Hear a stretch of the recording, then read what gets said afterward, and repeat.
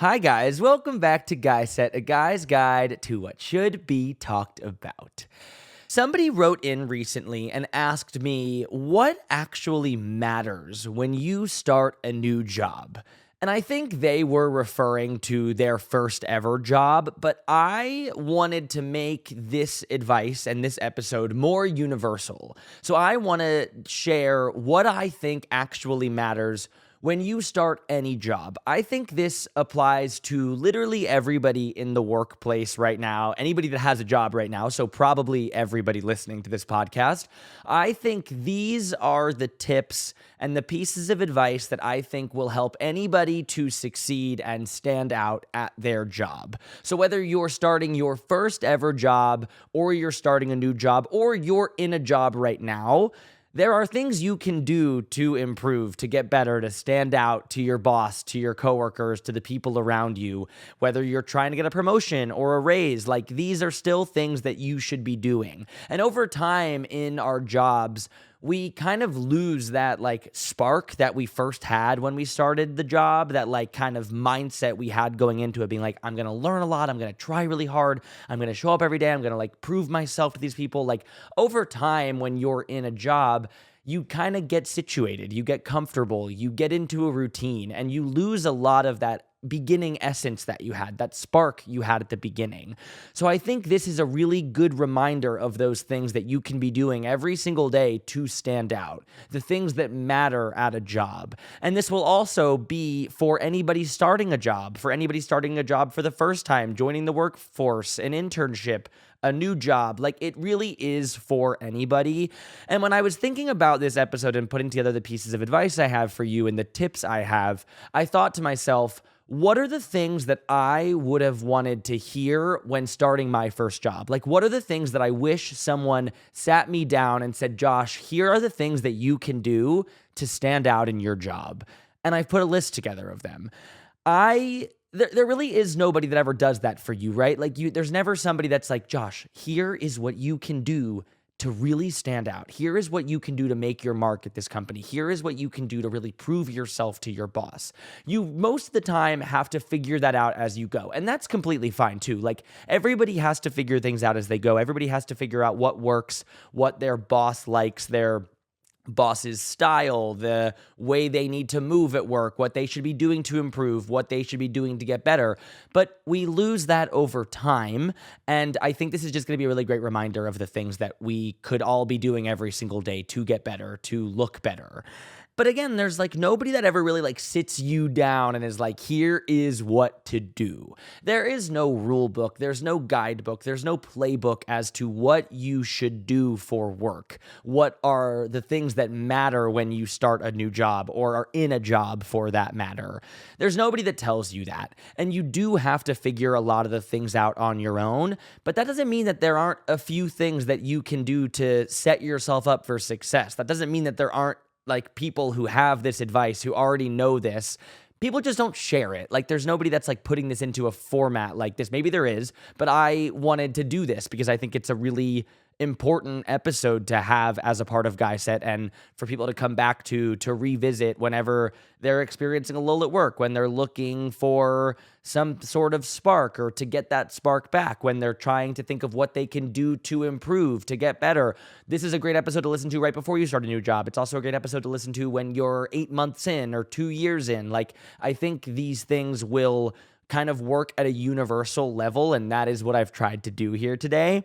And you might be wondering, Josh, what are your qualifications to give the advice on what actually matters when you start a job? You're a 25-year-old guy who's had 3 jobs, 5 if you're including internships, maybe 6, I don't know, so far. Why are you the person to give this advice? And that is kind of the purpose of Guyset. I don't have all of the advice. I don't have the worldview of a 90-year-old CEO veteran who's been at the top of every single Fortune 500 company ever. No, of course not. But I am going through all of this alongside you.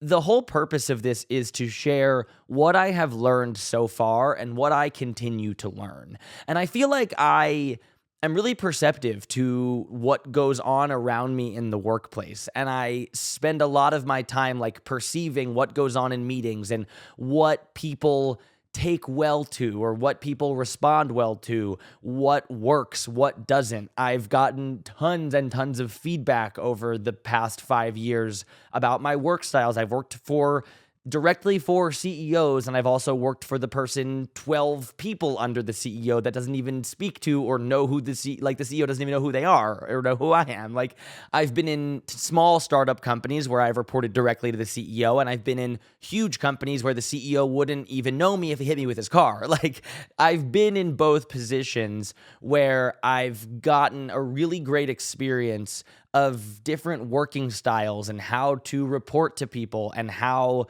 they give feedback and how I'm supposed to give feedback. And like, all of these experiences have given me a perspective that I think is worth sharing. And I think it's important just to share things, because that is the only way people learn. That is the only way people start to develop their own experiences and take things with them. Like, now, after this episode, you can take whatever of these tips you think resonates with you most and bring them with you. And if that works, you can then tell a friend, be like, hey, like, I learned this thing and I started doing it. Like, I think you should do it too, because it's really helped me in my job. Like, hey, I've started asking for this thing in my job, which I'll get to in a second, and I think my boss is responding really well to it. Like, I think you should try it. Like, that is how all of us get better. That's how any of us get better, if we just share what's working and what's not working. It's if we talk about the experiences we've had so far, especially at work, because as I said earlier, there is nobody to be like, here is what's working and here's not. If we don't share what we've learned over our experiences, none of the information gets dispersed. Like, nobody gets, like, I don't know if that's making any sense, but like, if we don't share what we're doing well and what's working and what people are responding to well, then like, the next guy won't have this information and they'll be in the same position that you were. And that's a hard position to be in. Like, that's the whole reason I started Guyset, is because I didn't think there was a resource guide for information that guys are actually wondering about and asking about. And this episode isn't just for guys, of course. Like, this is for anybody that wants to know what to do or how to start and how to show up at work, how to be more successful, how to succeed. But like this specifically, like Guyset in general, I started because I didn't think there was a place for the actual questions that guys were asking. And it's just built on answering the questions that guys are asking. So this is one of them, and this is one of the thousands of questions. And I think it's a really important episode as a part of the Guyset kind of multiverse, or kind of index of episodes. So, of course, like, you can take what I'm saying as you will, because I'm not the CEO of the world, but at the same time, I have something to say, and I think that it's valuable. I don't have all the expertise and I don't have all the knowledge because I'm just 25 years old, but I think that's kind of the cool part of this, is you're hearing from somebody at this level, at the level talking to you. I'm not talking at you from up here saying, here is what you need to do. I'm sharing what I've learned. I'm saying, here's what I think you can do, and here's the things that I've done that have been successful. Here's what I've learned to be successful. Here's what's helped me, and I think it'll help you. This works for somebody in a job in PE, and I think this works for somebody, I don't even know what PE is, to be honest, with private equity, and this is also for somebody that works in construction. This is for somebody who works in marketing, and this is also for somebody who works in, I don't even know what, but like, this is really for everybody, and I think you can apply all of the things I'm about to say to any job. I think these things will help you to stand out and help you to succeed wherever you are. So let's get into it. My first tip starts right when you walk in the door every single day. And I said this recently on an episode of Dear Guyset, which is the series I do every third week of the month, where I answer questions that you guys write in, where this question came directly from. And this is to start out every single day super present. So that means not walking into the office with your AirPods in. That means you're able and available to talk to anybody that comes your way. You're saying hi to people. You're being a friendly face. You're not in your podcast or in your music and just zoned out in your own world. That, I think, makes you seem so closed off to everybody else. It makes you seem unavailable. It makes you seem uninterested. And I think one of the best things you can do to start every single day, even though I know it's 9 a.m., you're not thrilled to be there. You don't want to be there. You're probably pretty fucking miserable to be there. And maybe you're not. Maybe you're have a great attitude, and I hope you do. But like, there are some days where you're gonna just be like, ugh, like fuck, I have to go to work because it's a job. Like at the end of the day, this is a job. You have to do your job. You want to make money. You want to succeed. You want to be successful. Like you have to make money. You have to go to your work, and you have to go to your job. So I think one of the best things you can do to start every single day is to look and be present. That means taking your AirPods out whenever you're walking in and every time you're walking into a common space. That means the kitchen area. That means any like lounge areas, any like areas that people are going to be, whether it's like a town hall meeting where there's a bunch of people, like you are looking present. You're kind of trying to converse with people around you. You're saying, hi, how are you? How was your weekend? Good morning. You're having those kind of office conversations that sometimes feel like they're pulling teeth, but those are the types of conversations that really leave a lasting impression on people because they're like, oh, Josh is somebody that is always saying hi. He's always present. He's always willing to start a conversation. Like that makes you valuable in an office setting. And if you work most of the time online or remote, like that means when you're on that Zoom meeting, you're not looking at your phone and you're not slacking and you're actually paying attention. Maybe you're nodding, like you're not like you're not like in crazy nodding, but like you're paying attention and you look like you're paying attention.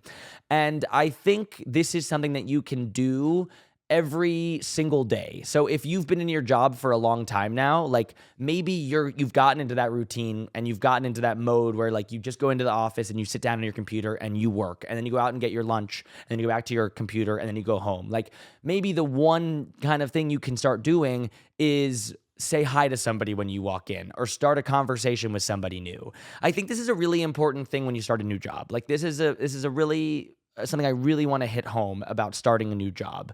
When you walk in looking present, looking like you're ready to have a conversation, that you're excited to talk to people, I think that's just a good thing. I think it's a good habit to get into. It's a good practice to start. And once you start doing it, it kind of just becomes part of your routine, and you don't have to kind of force it every single day. But I noticed myself when I walked in without AirPods versus with AirPods. One, I was kind of more ready for like when I had my AirPods in, like I just felt like I was like closed off to the world. And then when somebody said something, I was just like, what? Sorry, what? Like, and I just like felt like I had like a jolt of like, what is this? Why am I supposed to, what do you need? Like, what do you need from me?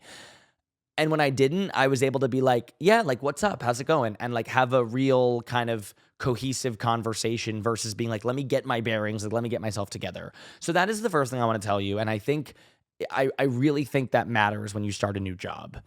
And like by AirPods, I also mean like you're not on your phone walking in, you're not scrolling, you're not texting. Like maybe you even put your phone in your pocket walking in. How crazy is that? Maybe you put your phone in your pocket, like you just have it away. It's not even in your hand. Like I also think that is a sign of confidence. I heard this one time, I forget who it was from, but when you're out at a bar or you're out in a public setting, when you're in a room networking, like if you don't have your phone in your hand, it's a sign of confidence because you don't need it as this crutch. You're not scrolling on it. You're not looking at it because there's nobody around you. You're kind of looking for conversation. You look like you're available. And I think that is true. I've started doing it whenever I'm in an open room with people that I haven't talked to, or I'm networking with, or like in any of those settings. You know what I mean? Like having my phone away or having your phone away is a sign of confidence. And I think that's something you can start doing every single day. The next tip I have for you is simply ask what you can do. Ask what you can do for your boss, for the people around you, for the people on your team, and for the company. People don't do this. Like, they just don't do this. And it's funny to me because it's such a simple thing that you can do. What can I do for you? how can I help you? Like, it's just those simple phrases that a lot of the time you get caught up in your monotonous routine. You do the same work again and again, and you don't want to go above and beyond. Like, you don't want to do the next thing. So the one or two people that do, like, they're the standout people. They're the people that they're like, oh, when there's a promotion or when there's a raise to be given or to be had, like, that is the first person that they consider, because they're the person that is like, and I actually, let me roll that back, because I can't consider the raise and the promotion situation because I've actually never done that. Let me roll that back. Blah, blah, blah. I think one of the best things you can do is to say, what can you do? Or how can I help? Because it shows that you're interested, you want the company to succeed, you want your team to succeed, you want your boss to succeed. And a lot of the time, your role is helping your boss, making your boss look good. And that will hopefully repay you, or that will hopefully come back to like pay you in spades sometime soon. I can't say that like you're going to be the person who gets the raise, the promotion. That's where like I don't have the expertise there, and I'm happy I was just like roll that back because I'm just like speaking out of my ass there for a second. But for the most part, I really do believe that saying, what can I do, or how can I help? What can I do that would be beneficial? How can I help this? Or how can I help you to make this easier? What can I do to take this off of you? Or how can I make this any easier for you? Those simple phrases, I think, make you really stand out. I think they really make you look good. I think those are the types of things that really matter when you start a job or when you're in a job. These are the types of things that you can start doing again today. If you've been in a job for a long time, maybe later this week you just say to your boss, like, what can I do? Or how can I help? Is there anything I can do? And by putting it on you as like the helper, by saying like, how can I help you? Instead of how do you need help, or what do you need from me? By saying, how can I help? What can I do for you? You kind of put yourself as like the hero edit. Like, you are the person who's going to be doing the helping. So I think the phrasing there is really important, by the way. So like, take note of that. How can I help you versus what do you need, or what do, I don't know, like, you know what I mean? How can I make this easier, or how can I help, or how can I assist, versus like, what do you need done, or what is something that like you need to do? Do you see the difference in that? Like, I feel like it carries a different weight, and it really makes you look like the hero. It makes you look like the real helper in this situation. So those phrases are simple things that, again, you don't always want to do that, because then it's like, okay, now I have to help them. Like, I actually have to do the work. But like, that is one of the best things you can do to advocate for yourself and be successful in the job. The next tip I have for you is that there are no dumb questions, especially early on. And you might think about this one and say, like, there are dumb questions. There are absolutely things that you can say that someone will be like, what? Like, how do you not know that? Or like, how did you get this job and not know that? Or how do you not know that already? Like, what do you mean?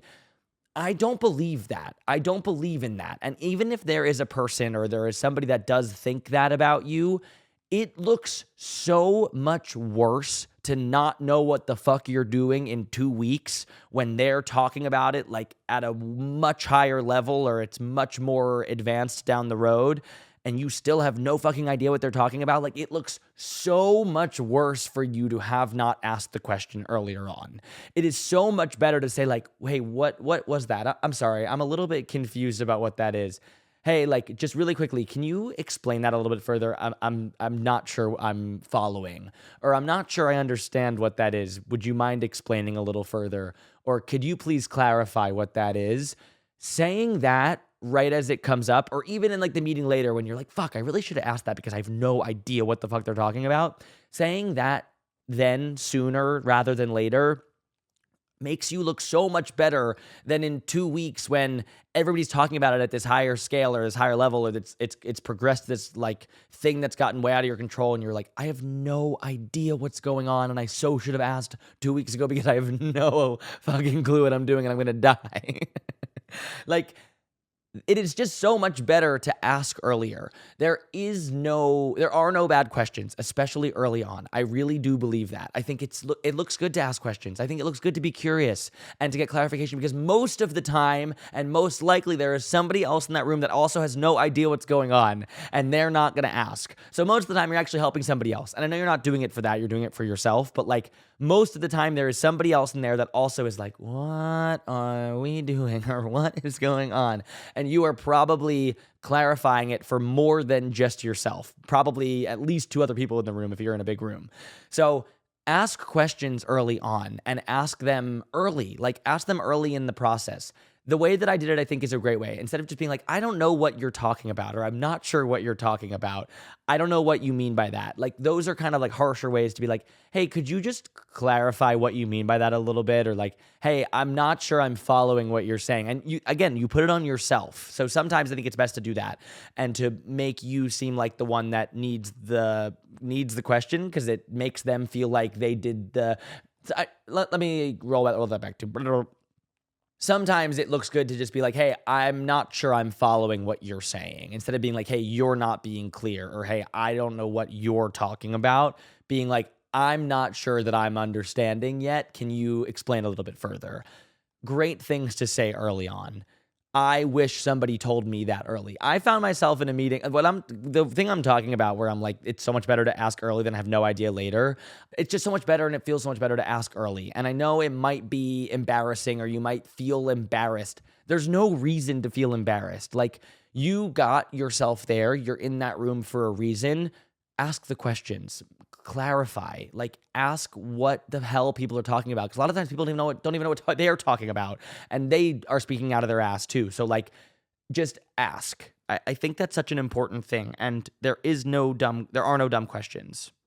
And this is also something that I have seen time and time again, like within my past few jobs, where somebody doesn't ask, and then they come asking you, being like, hey, I don't know what that is. And you're like, well, why didn't you ask? Like, when we first started talking about this. And of course you don't say that to them, but you're like thinking in your head, like, they should have just like asked, because it was like, that was when the whole thing was starting. So why didn't it like, and people don't do that. So by doing that, you kind of set yourself ahead from everybody else. Like, you kind of early on, and again, like, don't abuse this power of question asking, and don't like always be like, hey, what, but like, use it when you know, or when you don't know, for that matter. And there are no dumb questions. I'm going to stop before I keep rambling on and like take back everything I just said. The next tip I have for you is called go early. This is a tip that I learned from Megan Grano, who is a speech coach. She is an actor. She actually came on Guyset. She spoke to my company, came and talked to everybody about how to be more confident, how to speak better in meetings. She kind of did like a media training for my entire company. And I connected with her after, and I was like, hey, I have this podcast. I'd love to have you on. And we've stayed in touch ever since. She was Sheryl Sandberg's speechwriter, who was the former COO of Facebook for 14 years. And she has a ton of knowledge. And something that she told me is go early. And what this means is, if you're nervous or you're anxious to speak up in meetings, I think the question I asked her was, what do you do if you're nervous to talk in meetings, or you don't know what to say in meetings, and you want your voice to be heard, but you feel anxious that it's not a worthy thing that you're saying, or you're worried that other people aren't going to think what you say matters? She said, go early. And that means if you get into the conversation early, and you say what you want to say in the meeting early on, versus waiting for too long and staying in your head about if what you say is smart enough or is good enough to be contributed to the meeting, you are much more likely to continue speaking up. If you go early in the meeting, if you say like, hey, I agree with that, or hey, like I'm not so sure about that, I think that we should do it this way, or hey, like this, and you add in your opinion, or you contribute early on in the meeting, you're more likely to continue speaking up in the meeting. You're more likely to actually talk in the meeting, versus waiting and waiting and waiting. The longer you wait, the less likely you are to actually speak up and share your opinion. And you're in the room for a reason. Like I just said, you are in that meeting for a reason. You are not just there to sit there and look pretty. Like, you're not just there to sit there and like bob your head on a Zoom camera. You are there to contribute, to speak up, to add what you believe, to share your opinion, share what you think about this thing. It's more valuable than you think most of the time. And a lot of the time, like, you might even actually steer the conversation in a different direction. You might actually contribute to something. You might actually matter to the company. You probably do. So go early. Don't wait, because the longer you wait, the less likely you are to actually contribute to the conversation. The longer you wait, the more likely you are to not say anything at all. And then wait and think on the next meeting, why didn't I say anything? And then the next time you don't say anything. So start this early. And I want to add into, if you're starting a new job, like, go earlier. Like, start early on in your meetings by speaking up. Again, this isn't something that you should abuse, and you're not always speaking up, and you're not always over talking people. Like, you have to navigate all of these things for yourself. These are all things that you will learn on the job. Everything that I'm sharing, I think, is universally applicable, but within each job, there are nuances. There are like minutia. There are like things that differ from job to job.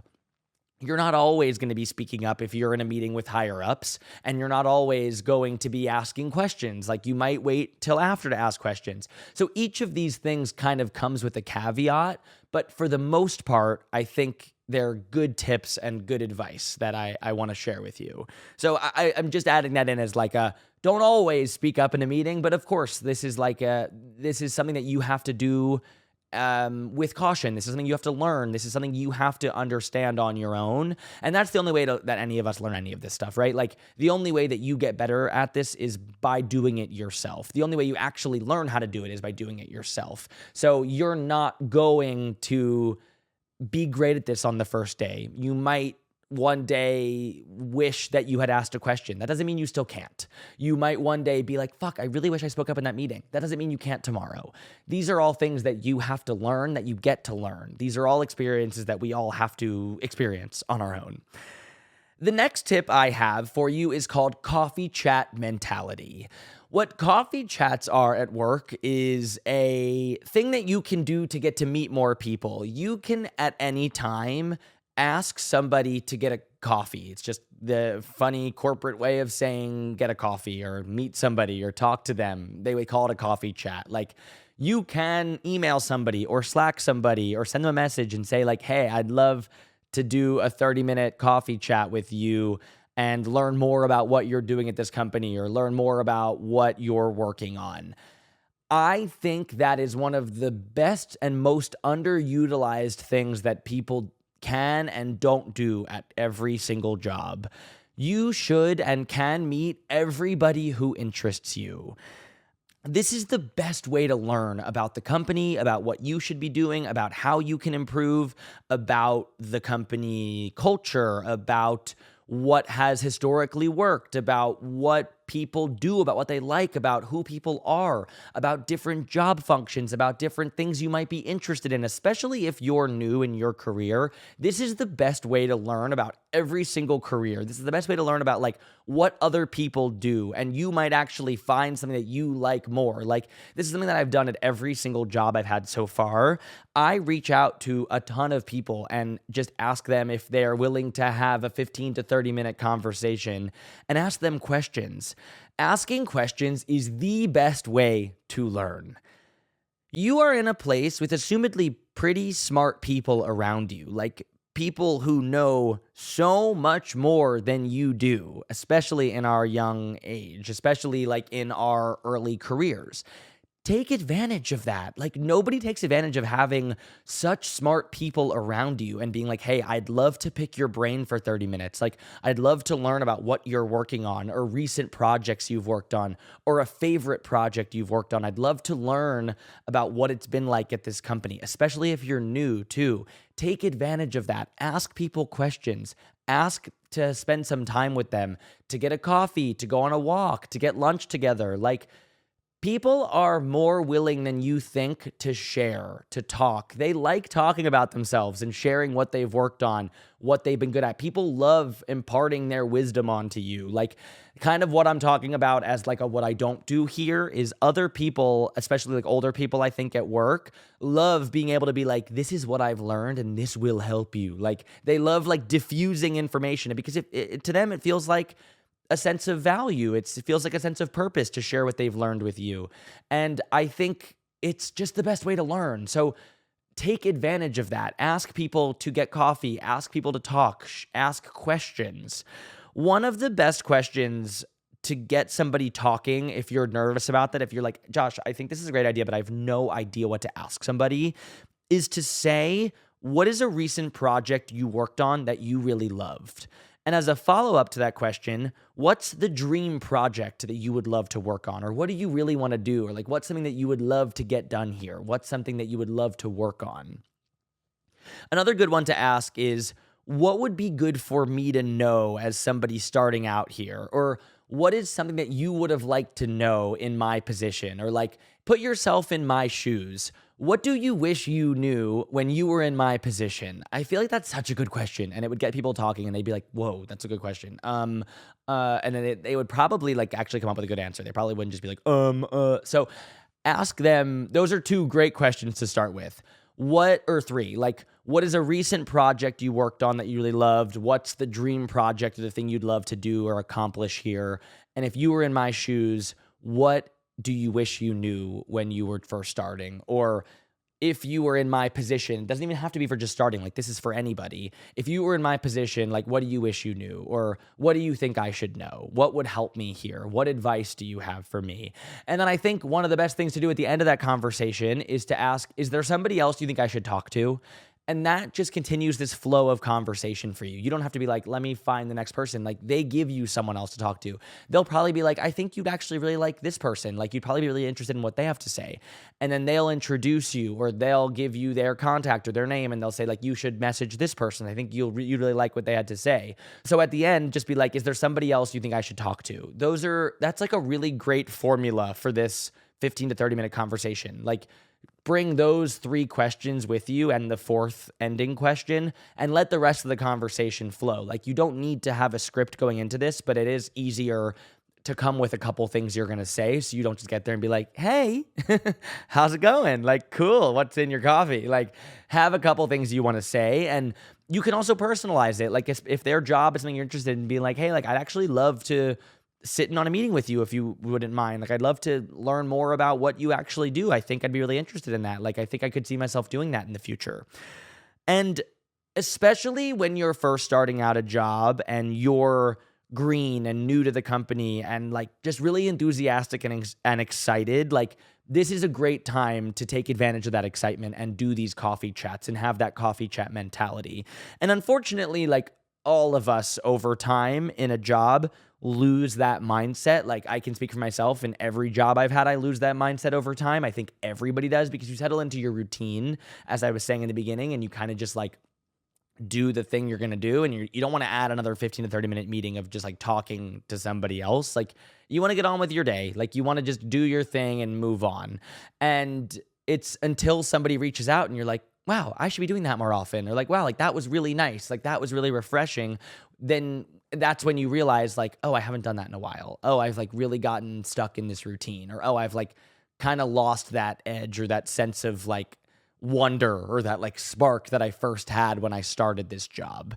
And you do really lose that quickly. So take advantage of it in the beginning and use it while you really have it. And if you're hearing this now and you've been in a job for a while and you feel like you've lost it, this is like kind of your sign to start doing that again. Take advantage of it now. Like, be like, I haven't done that in a while, and it might be nice to meet somebody new, because that might kind of like re-spark what first interested me or what really initially brought me to this company or why I wanted to be here, and kind of like reinvigorate your passion for this or your love for this or whatever you're doing, and kind of like restart that, respark that. So I think this is a good thing to do at any time in any job. The next tip I have for you is to leave after your boss. This is short and sweet. Like, there's not much more to this. especially early on in your job or in your career, don't leave before your boss. Like when they get up, when they leave the office, that is the signal that you can then leave.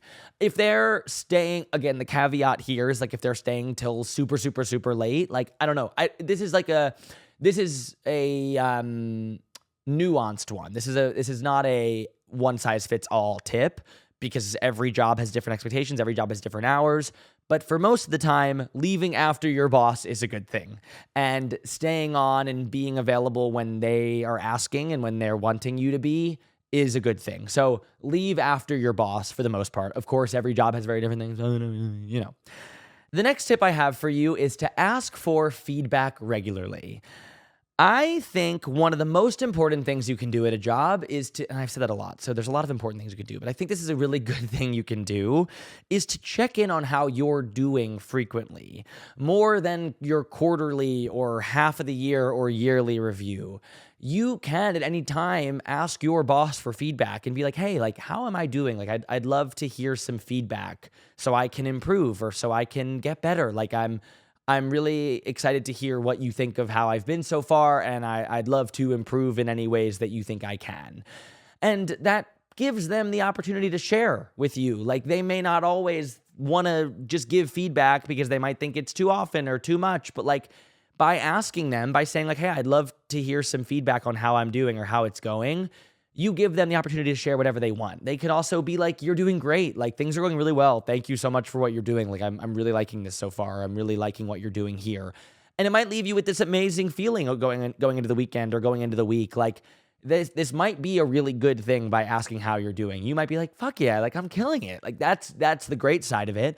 And the other side of it, they give you an opportunity to do better and to learn at the things you're messing up or improve on, and gives you a real opportunity here. So by asking regularly, you set yourself up even greater for success. I think this is actually one of the biggest things that matters when you start a new job, and not doing it incessantly. Obviously, you're not asking for feedback every single week, but once in a while, you're sprinkling in and just saying like, hey, how am I doing? Or how's it going? Or is there any feedback you have for me? Is there anything I can do to improve? All good things to be saying to your boss or your superior. And I think this is overlooked a lot of the time because you don't really want feedback. Like, welcoming feedback is kind of like like, I don't want to ask for how I'm doing. Like, I'm sure I'm doing fine. Like, I'm sure I'm doing okay. Like, and you don't want to invite that because it can be scary. Like, that is intimidating to be like, how am I doing? And then you're literally inviting criticism into yourself. You're basically saying like, here's an opportunity for you to tell me how shit of a job I'm doing. Like, sometimes that will happen, and that you will get feedback that is not great sometimes. Like, you will get feedback that will feel disheartening, that will make you feel like shit sometimes. And that is the next thing I want to say about this is, do not take feedback too personally. It is meant for you to improve and get better at your job, not be a stab at your ego and your person. Do not take feedback too personally. It might feel like it is a shot at you, like it is a like literal gunshot to your stomach, and they have it out for you because they've given you this feedback, and it feels very personal a lot of the time because it's hard to separate you from your work because it's hard. It is just hard sometimes to be like, well, that's me. Like, you think I'm not good. You think that what I'm doing is not good, so you think I am not good. You think I am not, you think I'm not good. And you have to learn to separate those two things. You have to learn to separate the art from the artist. Like, you really do have to separate the work from the person and learn to not take feedback too personally. And this is one of the things that you're not going to learn this by me telling it to you, but maybe next time you receive feedback, you'll have me in the back of your head being like, do not take this too personally, because I have been somebody that takes feedback too personally many times. Like, I have taken feedback very personally, and sometimes it is, and sometimes it is not. And it is important to realize when it is and when it isn't.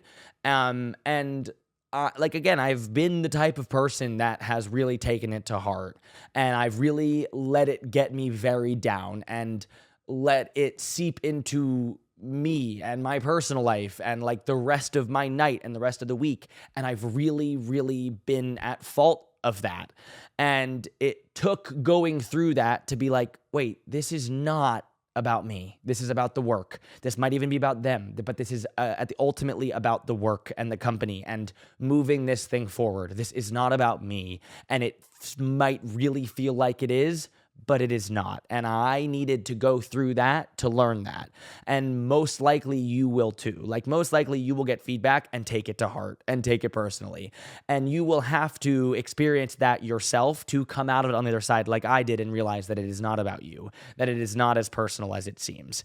And realize that the person giving it to you most likely has your best interest in mind and wants you to succeed and not fail. Most of the time, they want you to improve, and they're giving this to you because they believe in you and they think that you can improve and they think you can be better. They are trying to help you, although a lot of the time it really does not feel like that. I think they are. And it may feel like the complete opposite. It may. Like you may be like, next time this happens, think about this episode and be like, no. That felt very personal. They have said some really rude things and they have really like stabbed at my character. And it is important to separate the two and not take it too deeply or too personally. It is up to you not to do that, by the way. Like, it is up to you not to let work and feedback seep into your personal life and the rest of your night and your week. That is up to you to figure out and to handle. And like, it is something that you have to learn on your own. That is not something that you can hear on a podcast or an audiobook or a speech or even a mentor can tell you and you will like understand it yourself. It is something that you have to experience and go through yourself. Overall, like this I want to end this episode by saying like, really try your best to have a very good attitude at work. I think that also makes you stand out. Is if you have like a can do, like, how can I help? What can I do to help you? Good attitude, walking into the door, at your desk, at lunch, in the office, in meetings, in settings with people where you're on Zoom or in person. Like, if you have a good attitude, that makes everybody think more highly of you. And I think with all of these tips, you're in a really good place to succeed. Like, with all of these things in your toolbox and at your side that you can kind of grab whenever you want or whenever you think you should, these are all going to help you do better at your job. These are all going to matter when you start a new job, when you're in a job. These are things that will really help you to go above and beyond, to look really good to the people around you, to look good in the eyes of your boss and your superiors. Using these tips and the tools and keeping them in your toolbox will set you up for success.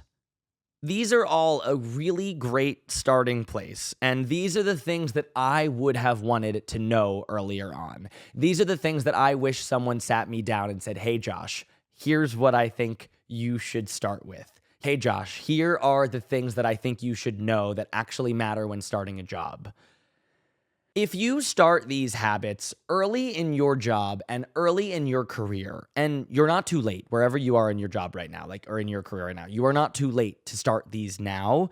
If you start these habits early, they'll become easier to maintain and they'll become a part of your routine and your day and your life. Like, these are things that I think you can start implementing today, that if you start doing day after day, week after week, month after month, they just become a part of who you are and a part of what you do. You'll start your day thinking about the things you want to do and succeed at. Throughout the day, you'll be thinking about the things you want to ask and get clarity on. You'll be more present and ask more questions. You'll ask your boss for feedback. You'll speak up more often in meetings, and it will help you to succeed wherever you are in whatever you're doing. And you will learn a lot. And you will succeed. That is the episode. Thank you so much for listening to Guyset, a guy's guide to what should be talked about. I'm Josh. I'm 25 years old, and I'm here every single week, every single Tuesday to talk about what should be talked about for guys. If you like this episode, I really hope you did. Please like, subscribing to this podcast, 5 stars. Leave it there. It's 1, 2, 3, 4, 5 stars, not 4, not 3, not 2, not 1. It's 5 stars. Thank you so much for that. I really, really appreciate that. if you have any questions, anything you want to talk about that should be talked about for guys, head over to guyset.com, Guyset.com. There's an Ask Me Anything button right there. You can ask me anything you want to talk about, anything that should be talked about, and I will answer it in blog posts, and I will do a full episode on it. You can find daily blog posts on Guyset.com about everything that guys are asking. I'm answering the questions that guys are asking, so you can find blog posts on dating, on what to wear, on confidence, on career, on mindset. Really everything over there is an extension of what I do on here. It's kind of like the Guyset multiverse, the universe expanded. So it's just a website that is answering all the questions. It's another way to find these types of questions and advice and different perspectives, and I'm really excited about what I'm building over there, so go check that out. You can watch this full episode on YouTube at Guyset. You can follow me on Instagram and TikTok at Guyset Podcast. Thank you so much for listening to Guyset, a guy's guide to what should be talked about, and I will see you guys next Tuesday. See you guys.